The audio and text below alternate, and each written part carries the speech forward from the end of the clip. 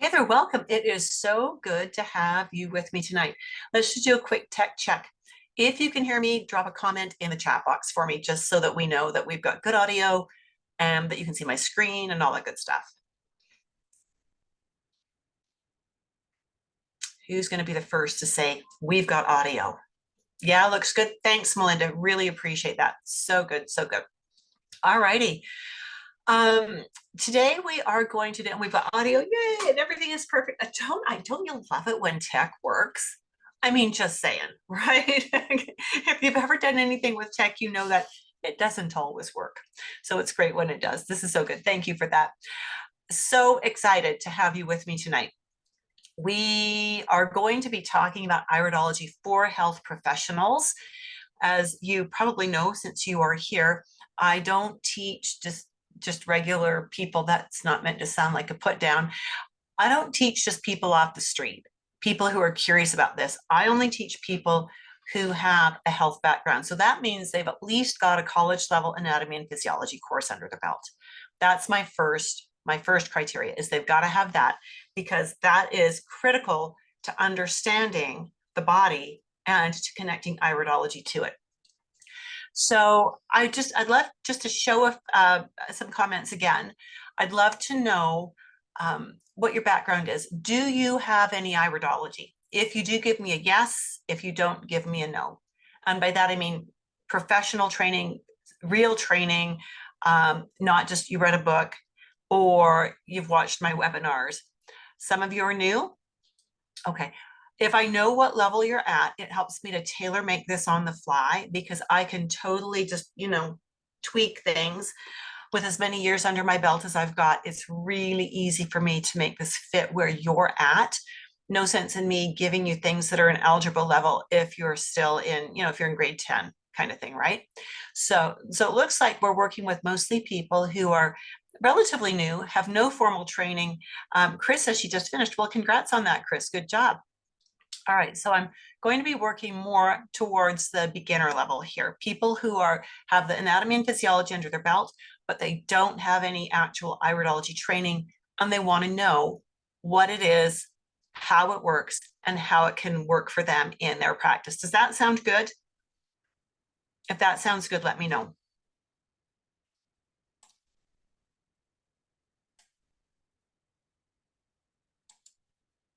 Alan says yes. Marie says yes. Chris says yes. Fantastic. Thank you for playing with me in the sandbox. You'll find that I like to be really interactive. And the more you interact with me in the chat box, the more you're going to get out of me. We have to do this disclaimer. I really don't like that we have to do this, but this is the world we live in. Cobblestone Health Limited, doing business as iridology education, is not responsible for any results, good or bad, you get from using the information I'm going to share with you. You alone are responsible for the results you get. If you use iridology, you are responsible to have the appropriate liability insurance. You are required to respect and adhere to local laws regarding required credentials for the use of iridology and the offering of nutritional or supplemental advice. All right, now that we've finished that. So why might you be here?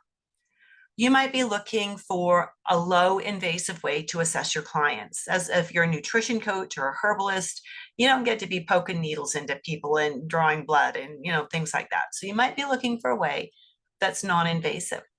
Maybe you've already studied iridology, but it's not quite working for you. You feel like you must be doing something wrong. It's just not working. It's adding to your workload rather than making things easier. Or maybe you're curious and you want a low commitment way to investigate iridology further. Those are totally legit reasons for being with me this evening. And maybe you've got a different reason. If you've got a different reason than that, please share it with me so that I can make sure that I meet what you need tonight. And if you want to send it to me as a private chat, please do. I don't mind that either. And if it comes in privately, I won't read it out loud. So that will help me to be able to, again, make this work better for you. Marie says, I find it fascinating. So glad you do, Marie. So glad. One of these days, we're going to have you in the program, right?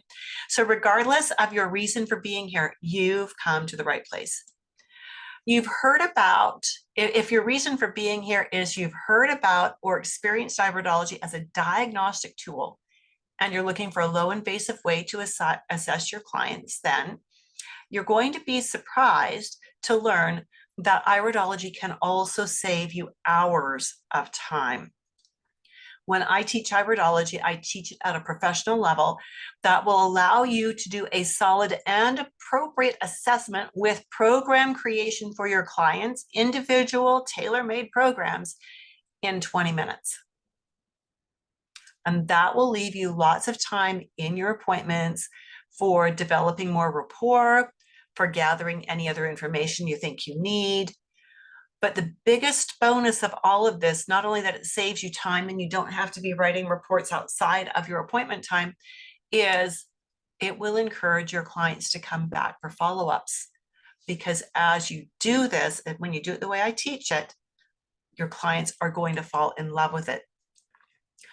Maybe you've studied iridology already and it's not working for you. So this is something I take very seriously. If you studied iridology and it's not working for you, you can't figure out how to integrate it into what you're doing, that's not your fault. I'm saying this as an instructor. It's not your fault. Right? I've had a lot of students who were previously certified in other iridology programs by other instructors, and I'm not dissing those instructors. What the instructors were doing was simply teaching iridology. They weren't teaching their students how to use it. They were teaching markings. They weren't teaching understanding.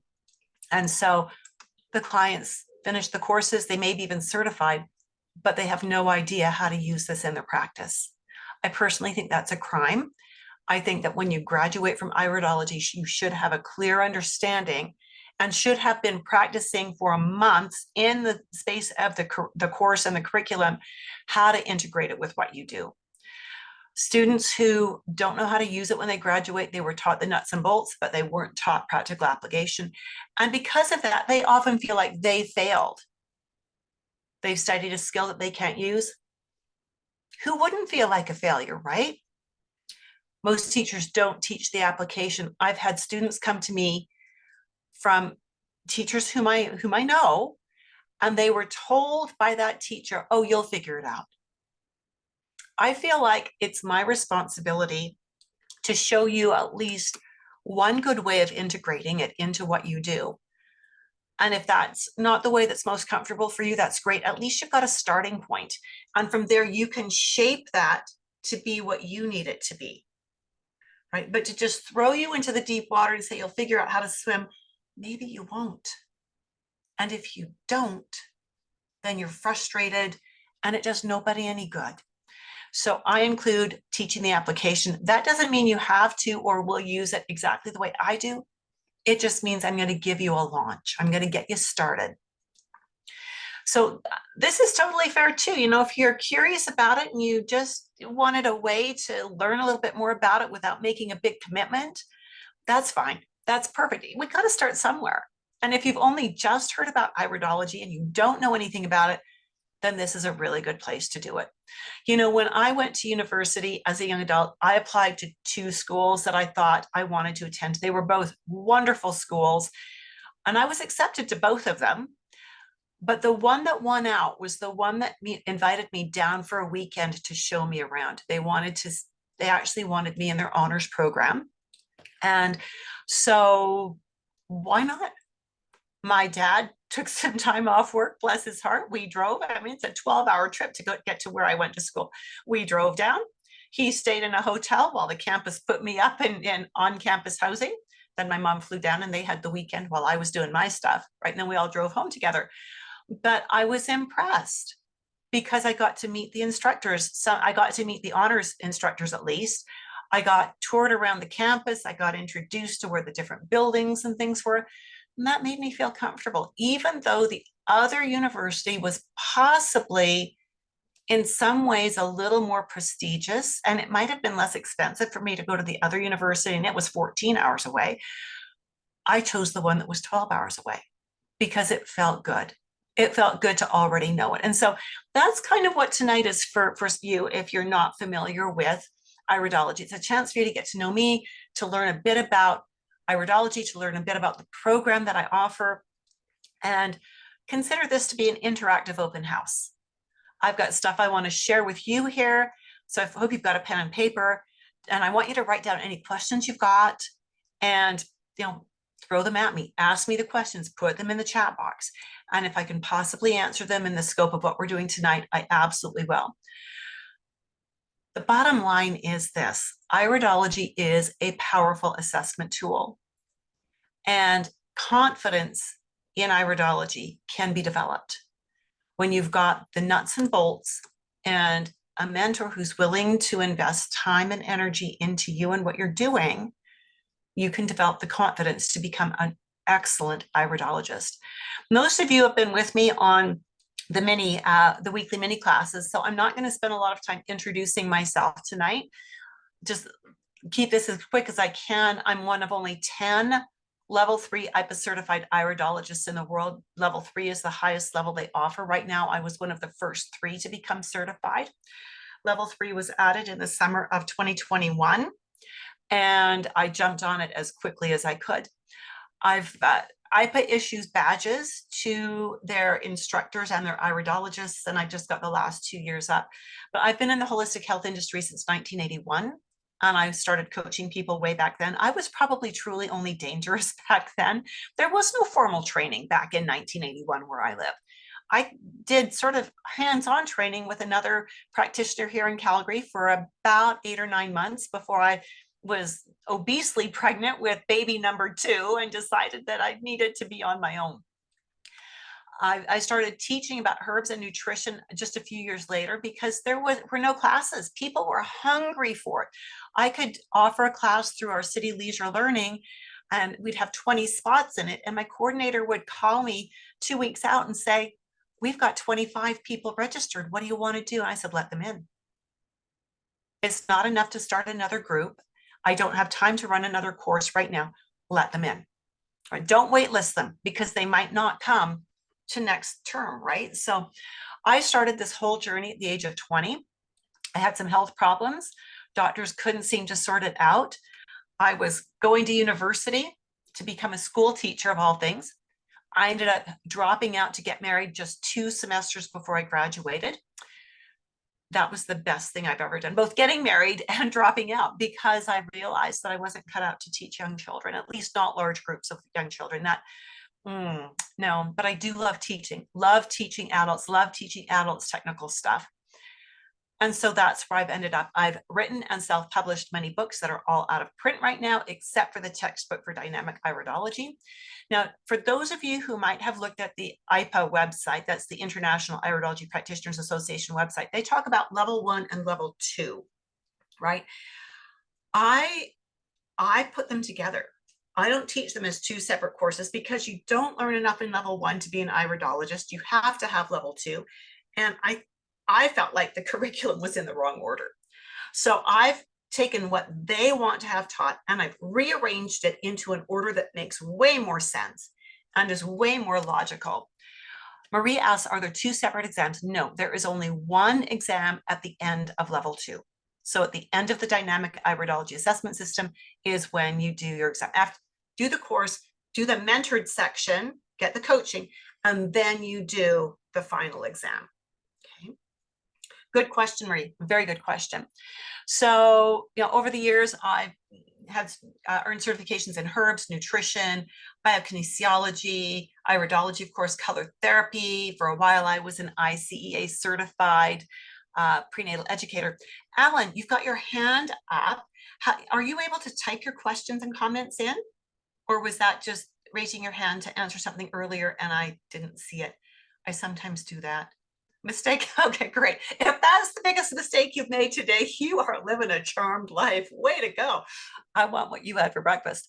Okay, so feel free to ask questions. Here's my professional affiliations for nutrition, 2 Canadian nutrition groups. Yes, I am in the cold north. True and not so free. Oh, that was very political. And a professional member of the Alberta Herbalist Association. Okay, let's get on with this. I'm going to share with you first off what one of my graduates said. This is Karen Choate. She was in the course and actually, this was a couple of years after she'd finished. And she graduated and certified about 5 years ago. Judith, I just returned from a regenerative detox course where iridology is implemented. I spread the word about what a wonderful teacher you are. Most people I talked with did not have anywhere near the same experience with their iridology education. They had no support. They've got unanswered questions and a lot of confusion. Mostly they finished their classes not knowing how to implement what they had learned. Didn't we just say that? I feel totally supported even now, even still as I've graduated. Now it's almost 5 years ago. I don't think there's anyone out there practicing, educating, and teaching iridology like you. Thank you from the bottom of my heart. I'm eternally grateful for your never-ending patience and support. You will find Karen listed on the IPA website under certified iridologists. I think she's in Michigan. I asked her later, how has constitutional iridology helped you in your business? She's a CNHP. She specializes in gut health, in digestive health. She says, iridology has helped me to understand the relationships between different organs and organ systems more in depth. Iridology also gives me an advantage of seeing the potential for different genetic traits and qualities that may be underlying. By observing the constitution, for example, you can extrapolate how the person's body will likely respond to applications of healing methods. Therefore, it has helped me to expand my knowledge and increased efficiency at providing more precise recommendations for health-oriented options. I love that. That is so good. So stay with me till the end of today's workshop. I'm going to share information with you about the exact course that Karen did, and give you information about how you can find out even more than what I'm going to share with you tonight. So in order for us to understand iridology, we need to know a little bit about where it came from and how it developed. We're going to do this super quick because I want to get on to stuff that is chewier, right? We know that iridology is rooted in ancient cultures.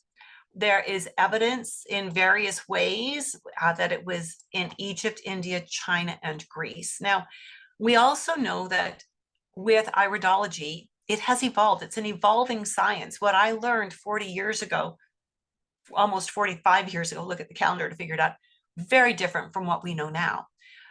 Science evolves. Science isn't the idea that we find answers. And, we've all gotten tired of the phrase of follow the science, right?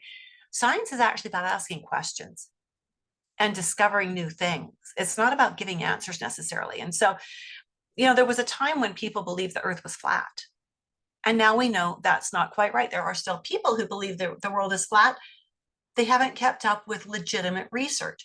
And so when we're talking about iridology, we also are talking about the fact that it has changed a lot, even in the last 45 years. We've got so much more information. The European roots go back to Ignaz von Petschle. He's the fellow that supposedly caught an owl that had a broken limb, and he nursed it back to health. And we've never replicated his story. I won't go into details there. His story has never been replicated. And so we can't put stock in it. What we do love is that it made him curious enough that he became a medical doctor. And he started drawing his patients' eyes in colored charcoal and writing out their stories and figuring out why they felt what they did, what their eyes were telling us. We have also Pastor Neil Lilliquist. He taught us that the number of threads or fibers we see in an eye, and this will make sense when we look at some eyes in a minute, equaled health resiliency. The more fibers per square inch, the more resilient a person's health usually is. We have Emanuel Felka. There's an institute in Germany called the Felka Institute. And he started defining what we now know as the constitutions: lymphatic, hematogenic, biliary, and so forth. And we have Rudolf Schnabel, who researched pigment and pupil tonus. So he was looking at, if I've got a blue eye, but I'm seeing brown and orange flecks in it, what does that mean? And he was looking at pupil size and shape, because pupil size and shape also teach us much. But we've learned so much even beyond what Rudolf knew, but he gave us a launch there. So grateful for these early researchers and for the foundation they left us. Joseph Ungerer, just a lovely, lovely human being. I've never met him, but I've seen his picture. He just looks like the sweetest, like the kind of guy you want for grandpa, right? Just a sweet guy. And he was very concerned that a lot of people were publishing what they were calling research before it had been adequately tested and reviewed. And so he insisted that anything that he thought he discovered, any insights he had to be peer reviewed They had to go over it. They had to prove it for themselves. They had to validate his work before he would publish it. I love that perspective. Joseph Deck published books about constitutional iridology. So again, he's working with lymphatic, biliary, hematogenic, and a few others.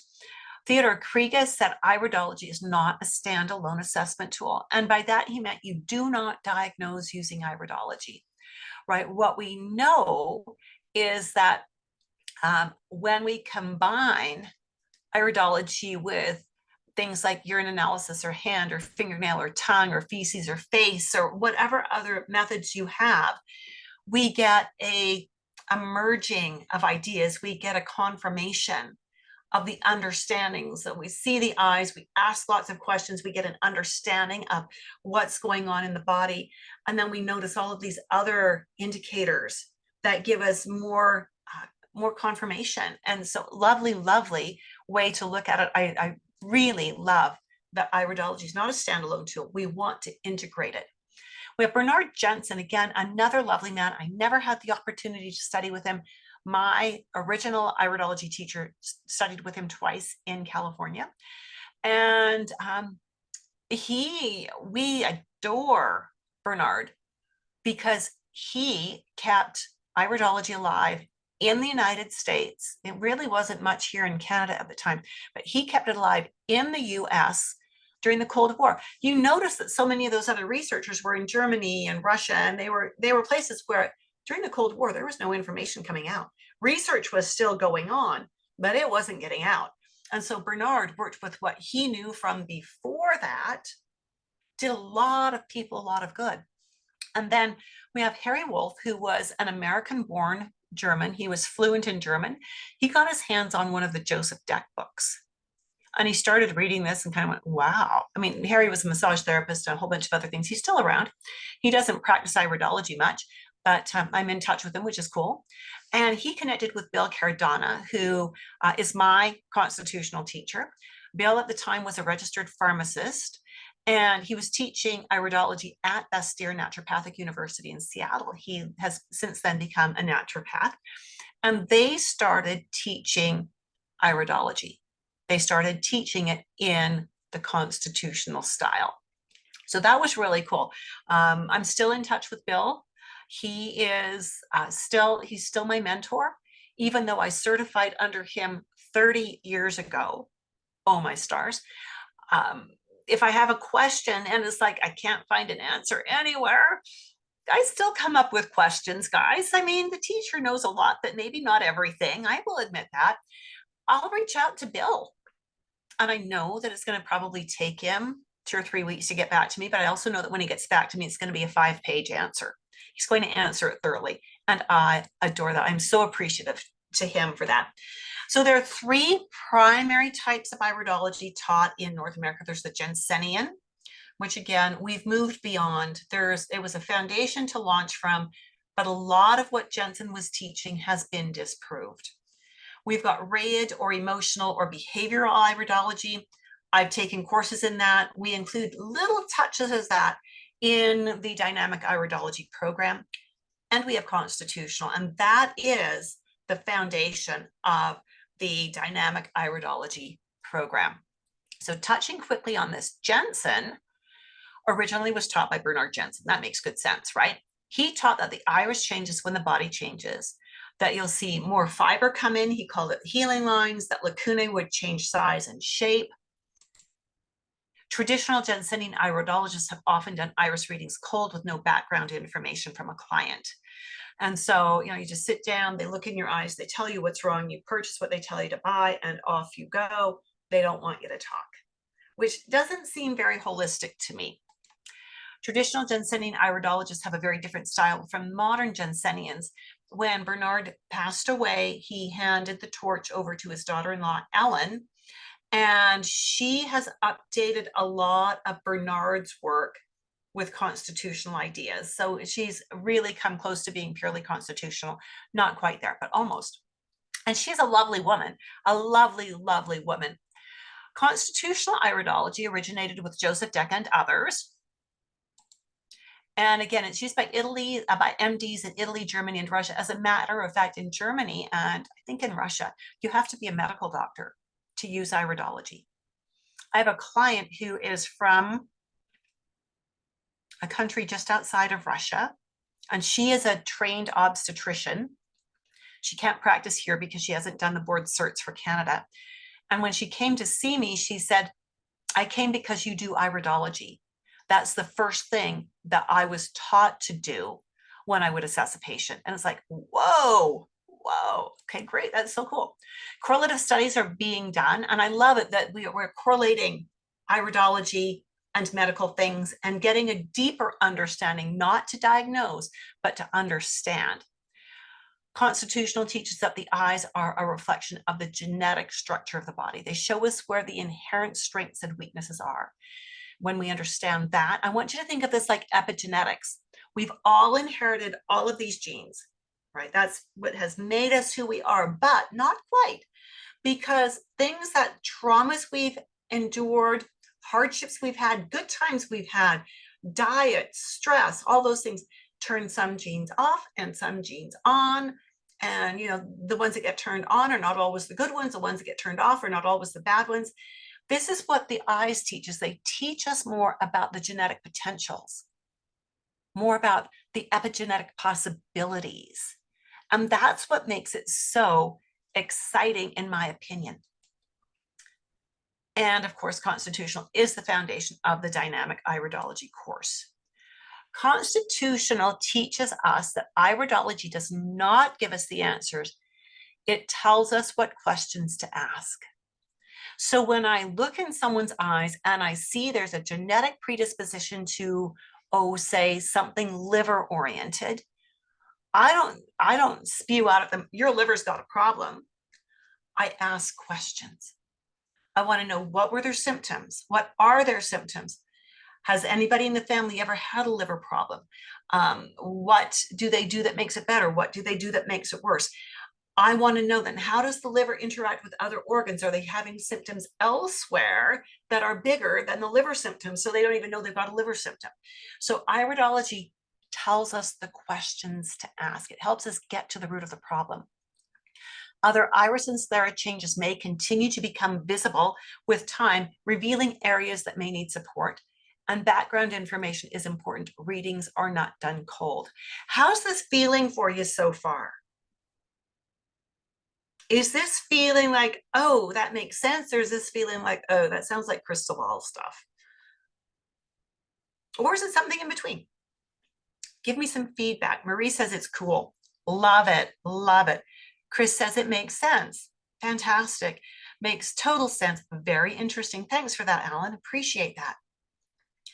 Anyone else want to weigh in? If you are, I'll come back to you in a moment. Now that we've got the history sorted out, let's look at the anatomy of the eye, because, you know, you got to know what you're looking at, right? All right, so an eyeball. The eye is about 1 inch in diameter, and the iris is about 1/2 inch in diameter. We've got the sclera and a complete iris analysis, or let me rephrase that. An iris analysis also always includes a sclera analysis, where the iris shows us genetic potentials. The sclera often shows us the hot spots where they are right now. Again, it doesn't tell us what they are, just where they are. The cornea is clear. It needs to be clear in order for us to have vision.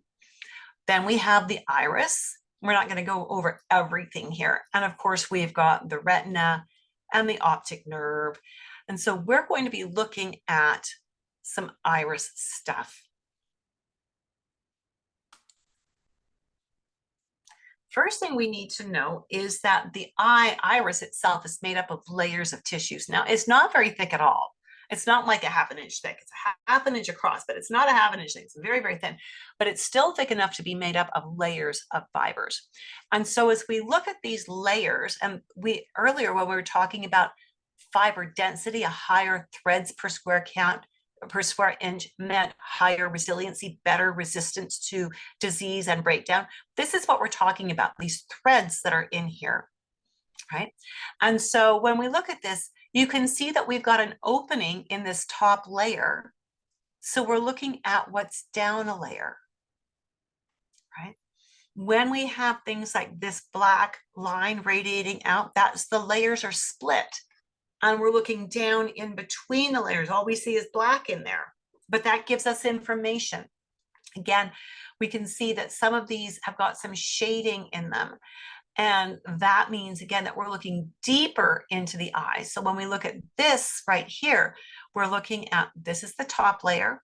Then what's inside here is a layer down. And the fact that it's darker in around it in here, that's looking even deeper into the eye. The deeper we can look into the eye, the less resilient that area is, the more support it's begging for. Right now, we're not going to change that here. We're not going to change the eye. But with the right ongoing support, we can improve the function. Make sense? We also notice in here that we've got these rings coming around. These are called contraction furrows. This is not an extra fiber. I want you to think of this as a wrinkle in the fiber. Think about if you're wearing blue jeans and you sit down and right in front, where your leg joins onto your torso, the fabric gets all bunched up, right? And, you stand up and then you sit down and you stand up and you sit down and that fabric goes stretch out, bunch up, stretch out, bunch up, stretch out, bunch up. And eventually you have perma creases there in your blue jeans. That's what we've got here. These are perma creases that developed prenatally as a response to this person undergoing stress, being in a sympathetic response while they were gestating. So that tells us that they likely still respond in the parasympathetic mode. When something stressful happens, their adrenal glands go crazy, their blood pressure, their heart rate, their respiration, sweat, all kinds of things, because they're responding in a very acute, stressed out way. All right. You'll also see down here that we've got a white milky ring. Can you see this milky ring? If you can, put milky in the comments box so I know that you're seeing it. Milky. This is not in the iris. This is in the cornea. Oh, good job. Excellent. So many of you are seeing it. That is so good. This is in the cornea. I'm just going to pop back here. So the cornea is here. And that white is something that has built up in the cornea. This is not a cataract. A cataract would be in the lens. This is in the cornea. Often there's a genetic predisposition, but this also tells us dynamically about enzymes that are likely out of balance now. And we are never going to be able to dissolve this white from here. That's going to be as a reminder that this person, when they learn their rules of health, they need to be vigilant and stick to those rules of health. So I started learning iridology in 1979. Constitutional iridology had not yet reached Canada, and it was not widespread in the US. Harry and Bill were just kind of starting out with it. So I studied and embraced what was available, and that was the work of Bernard Jensen.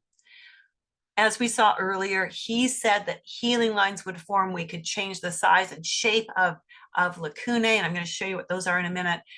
We could do all kinds of things. So when he's talking about healing lines, he's talking about these fibers in here. And when he's talking about changing the size and shape of lacuna, this is a lacuna right here. And he was saying that you could give all the right supplements and all the right diet, and more of these fibers would appear. That's like saying if you take the right nutrients, you're going to change your fingerprint. You're going to add whorls to your fingerprint. And changing the outline of this is like saying, if you take all the right nutrients, you will never get crow's feet, right? It doesn't happen. So I would see an eye like this, and every one of these I was taught was a pathological problem that was happening right now. That does not paint a very rosy picture for the client, does it? And the problem with that was that when I would say, you've got a problem here, here, here, here, and here, my clients would go, no, I don't, no, I don't, no, I don't. I was wrong most of the time. These lines, after all the years with before and after photos and things like that, I never saw anybody add lines in here. Like, what was wrong? They were following protocols. They were really working hard. They were cleaning up their diet. They were cleaning up their lifestyle. They were taking supplements. We never saw healing lines appear. So I was just about on the verge of being ready to throw this away when I was blessed to have the concept of constitutional iridology literally walk right in front of me. And it was like, holy cramoly, where have you been all my life, right? So what we know with constitutional is these lacunae are inherited.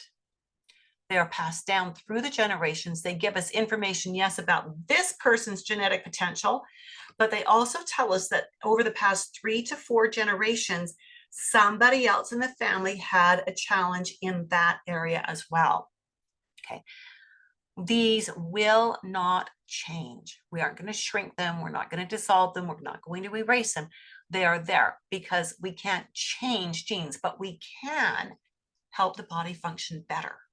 And isn't that what we really want? We really want the body to function better. So these tell us where the person has inherent risks. So when I'm working with a client, I don't bring every one of these up. That would be a waste of time, as I've proven. Instead, I want to know first, what does my client want help with? What problems do they have? What are they doing about it right now? And so when they give me their shopping list of symptoms that they've got, my brain starts going, that's how they all fit together. Then I look at the eye and I can then choose which of these markings is teaching me about an organ or a system that is likely to be out of balance and is probably causing the problems my client has right now. Right? When I do that, and this person, for example, is at risk of endocrine imbalances, so hormone imbalances, if she has hormonal symptoms, then I can work with that because the eyes are corroborating my client's story, right? And knowing that, I can then look deeper and I can look at her digestion. How is her digestion programmed to work? What is her diet and her lifestyle like? Which of the organs is throwing the most symptoms and therefore may need the most support right now? Or which organ beyond digestion and assimilation seems to be the root of the problem? It may not be the one that has the most symptoms, but it's the thing that's holding everything out of balance. So if I can address that organ, everything else is going to start to shift closer to balance as well, right? And so that then when I do it that way, and I'm giving my client that little piece of homework, use these supplements, let's change your diet in these 1 or 2 ways. Let's get you walking every day right after a meal for about 20 minutes. Little shifts, we start to see results. And what does that do? That encourages the client to stay on the program, to come back and report that they are being successful, they're getting results. And that then encourages them to ask, what's the next step? Can we build? What's the next step, right? So again, hormonal imbalances here. This client particularly was more blood sugar imbalances, and we needed to work on a lot of blood sugar things with her. Here's a specific case study. All right, so we've got female, early 30s, wants to get pregnant. So we're going to look at her eyes on this slide and on the next slide with 2 different sets of lighting so that you can see how the lighting that we use when we're taking photos changes how eyes look. That's huge when it comes to understanding what you're looking at. So again, she came wanting to have a baby. She and her husband had been trying for about a year with no luck. His semen analysis was just fine. This client was having menstrual cycles about every 28 days, and the doctors had tested her and said she was fine. And I'm going, give your head a shake. Her menstrual cycle, her flow was, as she described it, a smear on the toilet paper. She didn't even need a panty liner. Like, it was nothing. Does that sound like a proper stuffing of a decent endometrial lining to you? It sure didn't to me. So she also had no mucus at ovulation, no vaginal mucus at ovulation. So when we look at this, what I see is a little pigment right here. So we see the tendency towards hormonal imbalances. That's right here. And we can dive deeper with that. And we've got here and here and here and here as well. But I see this little tiny pigment and I'm thinking, new research just in the last 5 or 6 years, that increases her risk of having of carrying or of having the MTHFR defect, right? That she doesn't methylate her bees. I'm going to tie that in on the next slide. So when we look at this again, all of these lacunae, where they're sitting, suggest general endocrine imbalance, risk of likely blood sugars, probably adrenals and thyroid. When we turn the lights down, I'm going to come back up. The iris itself looks relatively smooth. We've got a few wrinkles here and a few up here. But when we turn that down, can you see how the wrinkles become more obvious? If you can see that, give me wrinkles in the chat box. Wrinkles, can you see those? That we've got more wrinkles in here? Yeah. So she responds in the sympathetic nervous system. She internalizes all of her stress and it affects everything in her being, physically and emotionally. I asked her about her diet. It was clean, mostly organic from scratch, very low protein, and very low fat. Those are 2 things we need for her to get pregnant. I asked about her stress because, again, this tells me she internalizes her stress, which means she probably burns through the nerve nutrients, but she doesn't methylate the bees properly, so she can't even use them well, right? So we got her onto a methylated maternity vitamin, prenatal vitamin. We added in some N-acetylcysteine because that little pigment also suggests liver. Well, methylation is a liver job, right? And we got her on some omega-3. We got her to increase the protein she was eating. That was a hard push. And to increase the fats. We also had her charting her basal body temperature so that we could see what was her luteal phase, what was her follicular phase, what was her luteal phase. And then we started doing cyclical herbs. So there was herbs that we used specifically for the follicular phase and herbs that we used during her luteal phase. And within a few months, she called me and she said, I needed to wear a panty liner today. We're moving in the right direction. We got her up to where she had to use at least a light days pad. So that was really good that we got her going that way.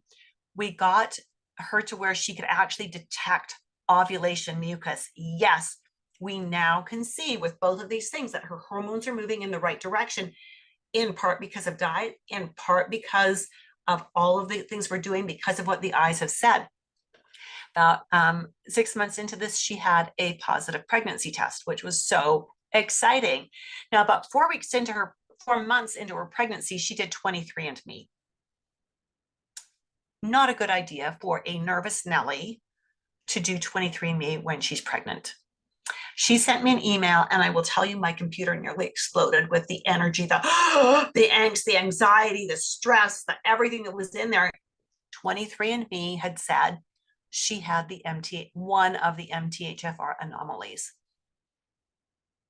So I sent her an email back and I said, my dear, I've had your back. I suspected that from the day we met. I've been working with you as if you have the MTHFR defect. I would not be worried about anything if I was you. We've covered that base. All good.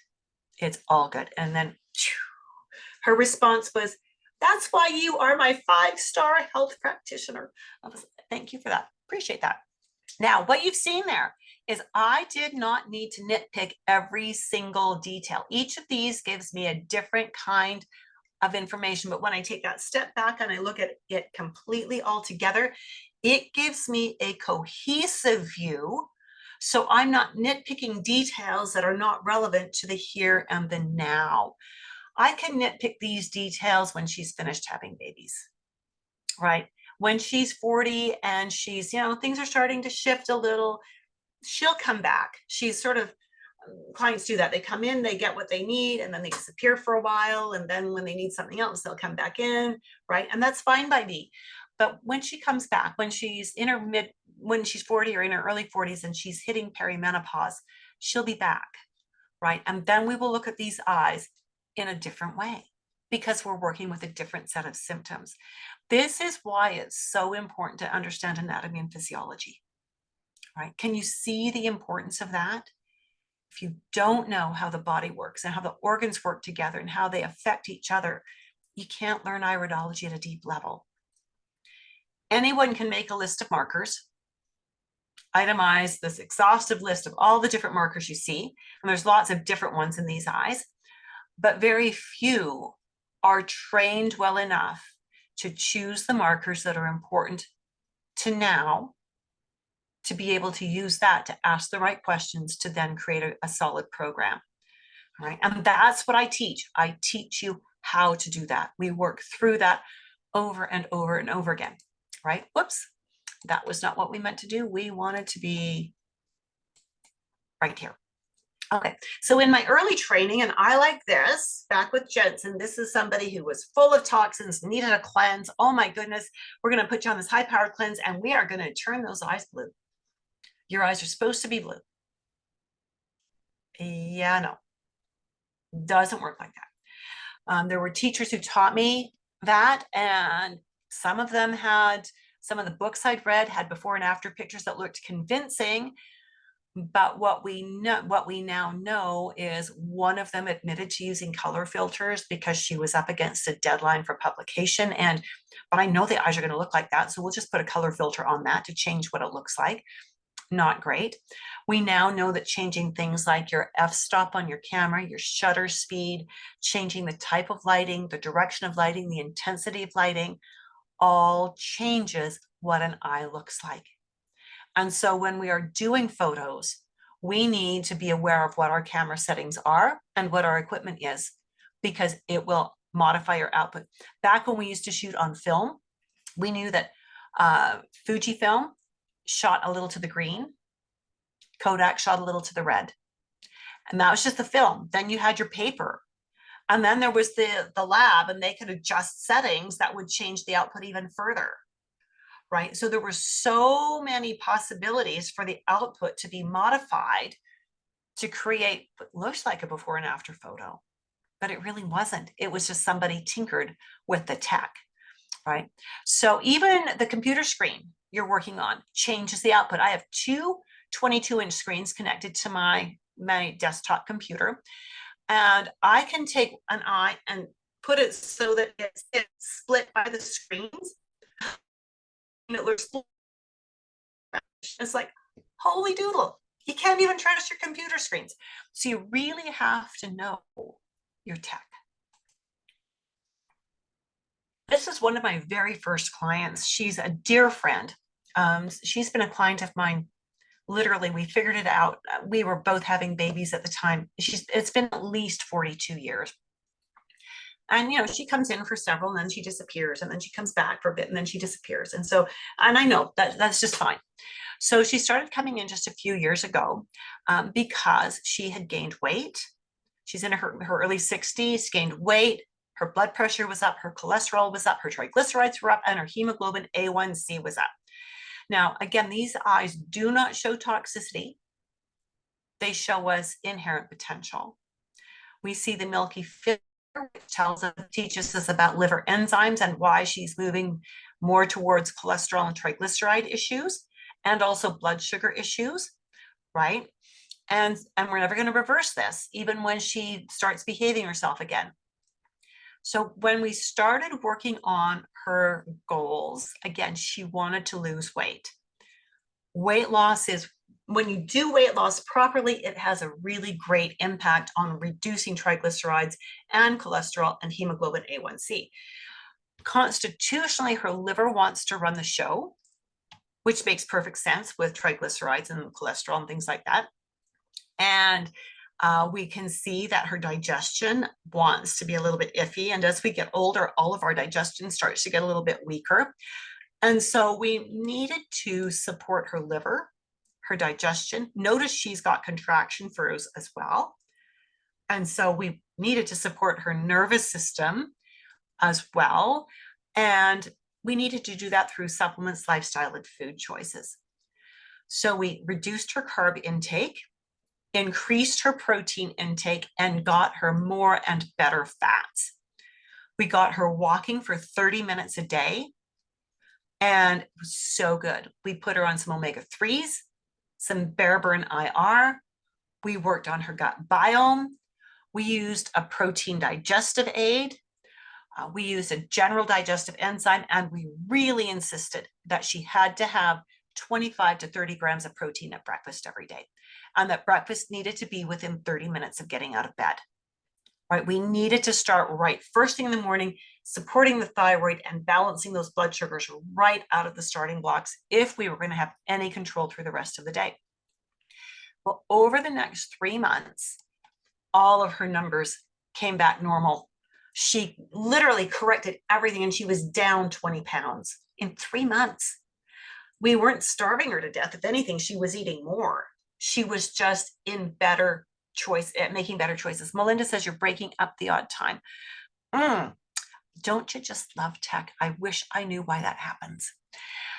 So we got her on the right track, right? We really got her moving in a great way. She was looking good. She was feeling good. And then there was a tragedy in the family and huge family stress over this. And about 6 months later, she had a heart attack, right? The tragedy broke her heart, literally broke her heart. And she had a heart attack. And it was the serious one. It's the one that the doctors call the widowmaker, right? Her husband was on the ball. This was at like 2 a.m, and he realized what was happening. He loaded her into the car and took her to the hospital because they live about 2 or 3 minutes from a major hospital. He knew if he called 911, it would be at least 30 minutes for an ambulance to get there. So he took her on in. And as a result of that heart attack, she's now on 9 different medications, right? And they have put the fear of everything into her, that she's so afraid to do anything that with her diet that they didn't teach her to experiment with anything. So what we are working on is, again, gentle things to help her lose weight, because of course, with the stress, the weight's gone back on. Getting her to walk 30 minutes a day gently as her heart is getting stronger. We are working with getting her to use more herbs in a culinary way. Could she put some cayenne in that chili? Could she put more dill and rosemary in this thing as a digestive aid? Could she use a little more garlic in that sauce to, again, support the circulatory system? Could she throw in a little bit of parsley, because parsley is a great diuretic, parsley and cilantro? Like, could she put that in her salad? So we're trying to work in a very gentle way to start shifting her chemistry again. She also needs to do a lot of emotional work. You know, she needs to get over that heartbreak that she had with that family crisis. We need to help her find her confidence. She actually is a very well-trained herbalist and nutrition coach in her own right. She used to work with clients. We need to help her find her confidence again, right? Not that she wants to do that work with other people just now, because I mean, she's nearly 70 now. But we want to help her regain the confidence so she feels confident in her own kitchen, right? That was what we saw. That is what we're working with. And that's how we're supporting her now. So again, when I was originally taught iridology, I was taught that every one of these, like lacuna, we called them lesions in Jensenian iridology. I really never liked that word, but every one of them was a problem happening right now, and we could heal them away. When I learned constitutional, I learned that, nope, those are inherited. Like your smile is inherited, your eyes are inherited, you've got somebody's dimples, right? Inherited. I was taught that pigments like this mean this person has been exposed to something that has made them toxic. We now know that is not true. Pigments develop in the eye over time on epigenetic cues. We're not going to dissolve this. We're not going to cleanse it away, nor this. They are there, and they give us information about what organ wants to be out of balance and how it wants to impact the rest of the body. So when we understand that, we know that we need to support 2 things here: the organ that has the attitude problem and the organ that's receiving the brunt of the problem. Right? And maybe we can do that with nutrition. Maybe we can do it with supplements. Maybe there's emotional work we can do. Maybe we can do it with different types of physical activity. Okay. But everything in here teaches us about inherent predispositions. And that's what's so exciting, right? This person may have issues with connective tissue. This is what we call a connective tissue subtype. Their kidneys might not do well with keeping up with the flushing and the filtering that they need to be doing. The liver might be a bit cranky. We see indications here that the immune system wants to have a bad attitude, right? And so that's a lot. And we don't want to come out of the starting blocks giving our clients a list like that. Instead, find out what they want help with. What are their concerns? Look at the eye in the context of their concerns. What are the markings that give you information about the client's concerns? And work from there. Once you've got your client ticking along nicely, after a few appointments, and appointments, I typically do them at monthly intervals for several months, and we've got them doing well, then I can say, hey, you're doing really well. You've said you feel like 97% better. That is so amazing. Do you want to dive a little deeper and do some preventive work? Do you want us to look at your eyes and see what they hold that might be teaching us about what hasn't happened yet or what could happen, and work with some things that might have an impact? And I will tell you, clients love it when we approach it that way. Okay, because they know we're not trying to scare the daylights out of them. They trust us now. We've created simple and effective programs. We've made some effective lifestyle modifications, and they are loving it. You know, I've had clients that have said to me when they've come in and I've given them just 2 or 3 things to work on, is that all you're going to have me do? Yeah. Well, the last nutritionist I went to gave me a list of 15 things to do. Uh-huh. How'd that work for you? Well, it didn't. I couldn't do it all. Okay, that's kind of my point. Can I drive the bus here? I'll get you to where you need to be, but we're going to do it in a way that you can actually do. Oh, that's a good idea. Okay. This is another client of mine, a female, Asian woman in her mid-30s. She was also struggling with fertility, and the fertility clinic had not been able to help her. So she and her husband came in. They were a delightful couple to work with. Again, she responds in that sympathetic nervous system, which tells me that she burns through her nerve nutrients, including her Bs. She has a tiny, tiny dark brown pigment. I'm thinking MTHFR. And as we're talking, she's saying her menstrual cycles are 90 days apart. Okay. That is a first indicator of PCOS. Now, I can't diagnose this, but my brain is going, right? And I'm thinking PCOS is often comorbid with type 2 diabetes. So I asked her about her blood sugars, and she said, oh yeah, they said I've got type 2 diabetes as well. Petite little thing. We often think of T2D as people who are overweight. She was not. Very petite little thing. So with all of that, then looking at, I'm asking all these questions, and I'm noting that she's got markers going through uterus and ovary in both eyes. So those are going to be areas that are maybe not quite as robust as we would like them to be anyways. And we see that indication that her liver, she's only in her mid-30s, her liver's already sending out that imbalanced enzyme profile that is doing the cholesterol triglyceride thing. Oh yeah, her cholesterol was elevated, right? Which we expect to see with T2D, right? Is that making sense? That type 2 diabetes usually manifests with elevated cholesterol and elevated blood sugars and elevated triglycerides, right? So we're seeing this whole scenario. And what the doctors had offered her was metformin and Clomid. No dietary advice, no lifestyle advice, nothing.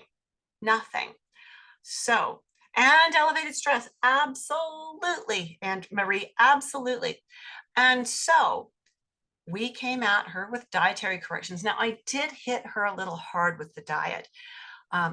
First generation Asian immigrant, both she and her husband. And so what I've seen with my Asian immigrants, bless them, is that they bring their white rice and add it to all the high sugar things that we have to offer. I can think of no recipe better for T2D, insulin resistance, PCOS than that. And so I actually put her on an anti-candida diet because I asked her, there was indicators in the scar that suggested she was probably doing the candida thing. And she said, oh yeah, I have, I have them frequently. And so I put her on an anti-candida diet. That's a really tough diet, really tough. And as we were going through what she could eat, what she couldn't eat, and her face was getting more and more like, how am I going to do this? Her sweet husband reached over and took her hand and said, sweetie, don't worry. I'll take over the food prep. I'm going to eat the food that I make for you. You just eat what I make. And he held true to his word. He cooked for her till she got pregnant. And then he kept cooking for her right through the pregnancy and right through breastfeeding. He was an absolute saint. I teased her and said she should clone him and sell the clones because he was marvelous, right? But it meant that she could do the diet because she didn't need to think about the food. And he was fastidious. I'd get emails saying, can we have this? Can we have that? What will I substitute for this? And we worked it through. We did lots of supplements with her, right? We did N-acetylcysteine, omega-3, the methylated prenatal vitamin. We would have done different herbs for different phases of the cycle. It took us about 6 months to take her from 90 days to about 42 days. We got her down to about 35 days. Now we're into fertile. A cycle longer than 42 days is simply not fertile. It cannot be. Anything below that, if we can get them down to 35, that's the sweet spot. We had her at 35. Took another year for them to conceive. So we'd worked together 18 months before she conceived. And then they had a perfect pregnancy. The doctors told her she would develop gestational diabetes. She did not. She did beautifully. Go her. I was so proud of her husband. They had a beautiful baby boy in a 4-hour labor and delivery from first contraction to baby in arms. Oh my stars, right? Beautiful, beautiful family. But I wouldn't have known to go MTHFR or to support nervous system, or, the eye color here says support liver. I wouldn't have known to do that if I didn't know iridology. I'd have just been giving cookie cutter formulas for her, right? This is a fellow. I don't have a lot of men in my practice. Most of my clientele are women. This is a fellow. He's been a client of mine for about 10 years now. He started coming in 10 years ago, then disappeared. And then just recently started coming back because in his mid-60s, his hemoglobin A1C was up to 7.2. That's a little elevated. His GFR was 61. Well, 60 is the lowest we want that to be. His potassium was a little low. Doctor said he's pre-diabetic. His sugars were bouncing around between 6.8 and 7.5, even on metformin. And the metformin gave him diarrhea, so they switched him to Glumetza and Giardiance. He was on blood pressure medications because he had elevated blood pressure, he had elevated cholesterol. Putting him on the blood pressure medications meant that he couldn't perform sexually, so now he was also on Viagra, and he was on a cholesterol medication. And he's coming and going, I don't get it. And I looked at his notes and I went, well, 10 years ago, we actually started working to prevent this, but you didn't keep working. So here we are. I also noted a lot of throat clearing, right? His breakfast was usually cinnamon buns or a muffin or Cheerios. Have you ever looked at the ingredients in Cheerios? Not good, truly not good. Lunch was usually a sandwich on white bread, lunch meat, tuna or egg salad. For the sandwich, fast food. For supper, his wife is a flight attendant, so she's gone for 4 days at a time. So when she's out of town, he eats drive-through fast food. When she's in town, they cook better. What do we see? We've got that indication that his liver enzymes want to throw his cholesterol and triglycerides out of whack. We've got indications of digestion never having been great, but as we get older, it only gets worse. We've got an indication that his colon, his intestinal tract and his colon don't like to do peristalsis very well. And we've got contraction furrows. We've got the things that tell us he internalizes his stress. So what did we do? We got him doing protein for breakfast, and we got him doing veg for breakfast. Saute some veg, throw some protein with that, maybe 2 or 3 eggs poached with that. Beautiful breakfast. Got him to snack on an apple with a good clean nut butter. Lunch is a large salad with some kind of real meat, not sandwich meat. Protein and veg for supper. Suggested he could do stews in a crock pot when his wife was out of town. He could do roasted veggies and grilled meat. And we talked about portion size. Got him to chew his food. Now we needed to work with that blood pressure to really start getting it to show some results. So we threw in some L-arginine. We got him doing some berberine IR to start balancing his blood sugars a little bit. And we also got him using hydrochloric acid supplement and a general enzyme for digestion. We've got his blood pressure down to 118/74. We've got his blood sugars down to 5.9. We've got his hemoglobin A1C down to 5.9. So he is now only pre-diabetic. His doctor has taken off all but 2 of the medications and has said that if things keep resolving, they'll be taking away the last 2 meds at his next appointment, which I'm so excited about because he's working hard. He's doing the homework. His eyes gave us the questions to ask, gave us the understanding of what we needed to support in order to help him get results. How's this feeling? What are you thinking? Share with me what's circling around in your brain. Marie says, amazing. Yeah, it is. It really is. It really is. Anyone else want to share what they're thinking? So that leads me to introducing you to the Dynamic Iridology Assessment System program. This is the only live, online, fully mentored course for nutritionists, herbalists, naturopaths. Read that as anyone who has a college level anatomy and physiology course under their belt. But what I find is that people who are already working in these fields tend to see their client for an hour or so, gather information, then they go off and they spend 2 or 3 or 4 hours writing a report to either email to their client or to deliver at the next appointment. Problem is, they're often not charging enough to cover those hours of program creation. I know a lot of nutritionists who graduated from a great school here in Canada who have stopped working in the industry because they weren't making enough money to stay. And that is sad. Yeah, and that is what I teach you to not do, right? I used to do that with iridology back when I did Jensen. I would take the photos and then I would go and write this long report and bring it back to the next appointment. Forget that. Forget that. It's nonsense. I teach you how to do intake, iris assessment, ask questions, create protocol, and get it done on a first appointment in under 75 minutes and have it set up so that the client wants to come back a month from now to learn more and to build their program more. And again, a month later, and again, a month later, 3, 4, 5, 6 appointments, and then they're ready to roll, right? You haven't worked overtime. You've been paid for all the time you're working with. And more than that, you've created programs that your clients can stick with, that they can actually comply with, which means they get results, which means they want to come back. It also means they chat you up to their friends.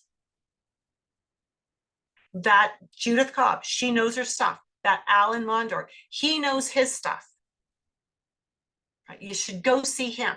He's really good. So the next course is starting on September 11th. It meets once a week for 20 sessions. And we take a few weeks off here and there for just little breaks and for Christmas with this one.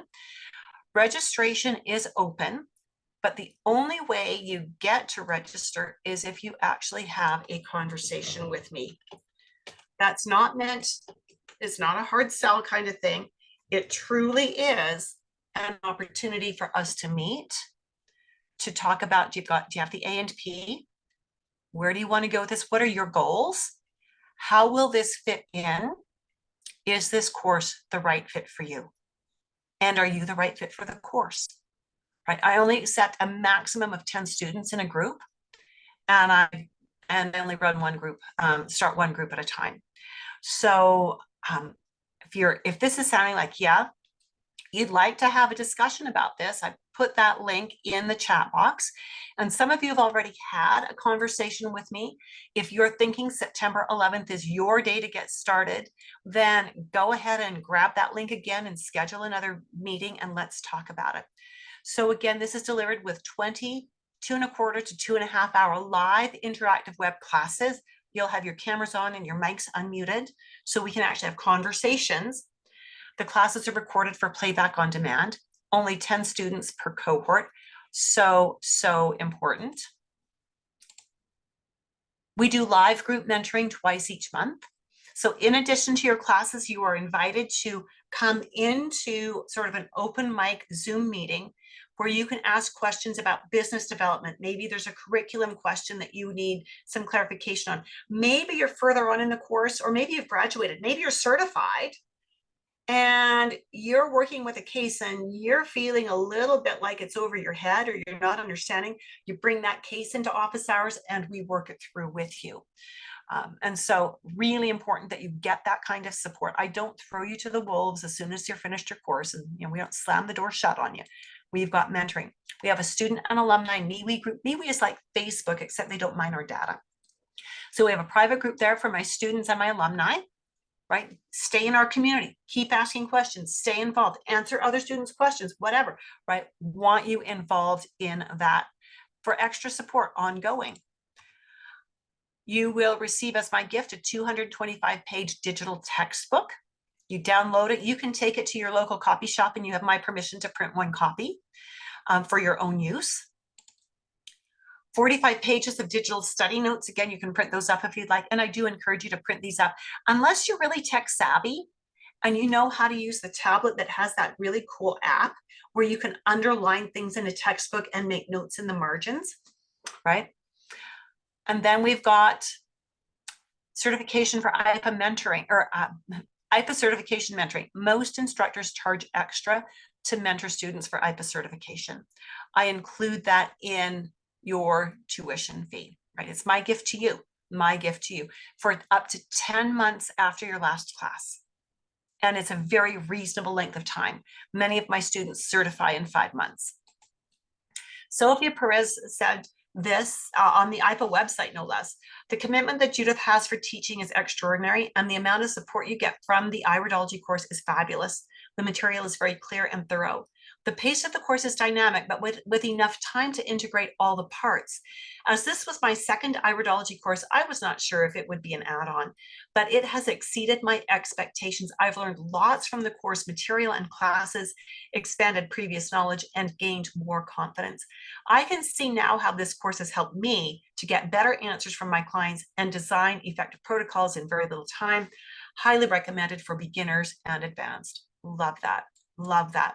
Kimberly Sedalis, she's got more training under her belt than, oh my goodness. This is what she said. If you're wondering which Iridology course to take, you can stop looking. You found it. Judith Cobb is an excellent instructor with many years of experience. She's a caring and compassionate person who is dedicated to the field of Iridology and her students. I personally practice both Eastern and Western physiology medicine and was very impressed with the layout of her program. She makes it easy for her students to balance work, life, and study. Kimberly has a master's degree in radiology, so she works in a radiology office part-time, but she also has her own clinic where she does more of the Eastern medicine work. Sharon Bemrose, naturopath from Australia. I'd already taken Iridology as a part of my studies as a naturopath. However, Judith's course, Confident Nutritionist Dynamic Iridology, surpassed my previous training in structure, content delivery, and documentation. Judith taught in a manner I could understand visually and auditory. Confident Nutritionist Dynamic Iridology, that was the old title of the course, was well delivered, inspiring, and motivating, giving me the much needed structure to knowledge I had already learned over the years.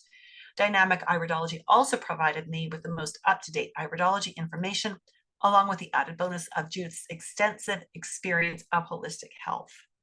Love that so much. So good, so good, so good. So, again, I haven't given you a link to register for the course. We need to have a conversation, and it is not a strong arm, put the thumb screws on you conversation. It really is a conversation to figure out, is this the right course for you? And if it's not, that's fine. If it is, and if you and I agree that it is, I will give you the registration link for the September cohort when we meet. I've already filled 3 of the spots. There's only 10 in total. And there's a few others that are thinking they're going to be doing it. So I don't know how many spots are actually taken as of now. But if you're interested, it doesn't hurt to talk, to learn a little bit more. So with that, my friends, any questions or comments? I loved the interaction today. I loved that you played with me in the sandbox. Is there anything else that I can help you with today?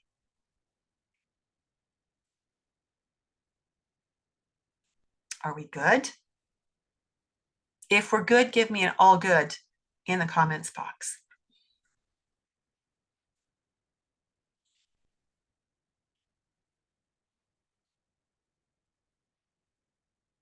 Marie says, thank you so much. Chris says, all good.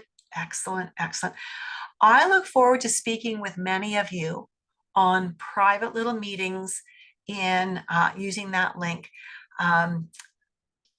Good to have a conversation with you and see where you're at and see if you're ready to move forward with it or not. But I do look forward to speaking with you. Also, for those of you, I think most of you, if not all of you, are in my Facebook group and the Dynamic Iridology Assessment System. So watch there for the weekly mini classes. Now, you'll never learn everything you need to know in the mini classes, but there's some ticklers and some teasers in there, some little bits that you can start using right away.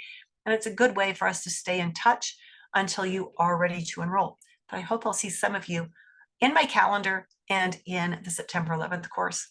Look forward to speaking with you soon. Have a great evening. Bye for now.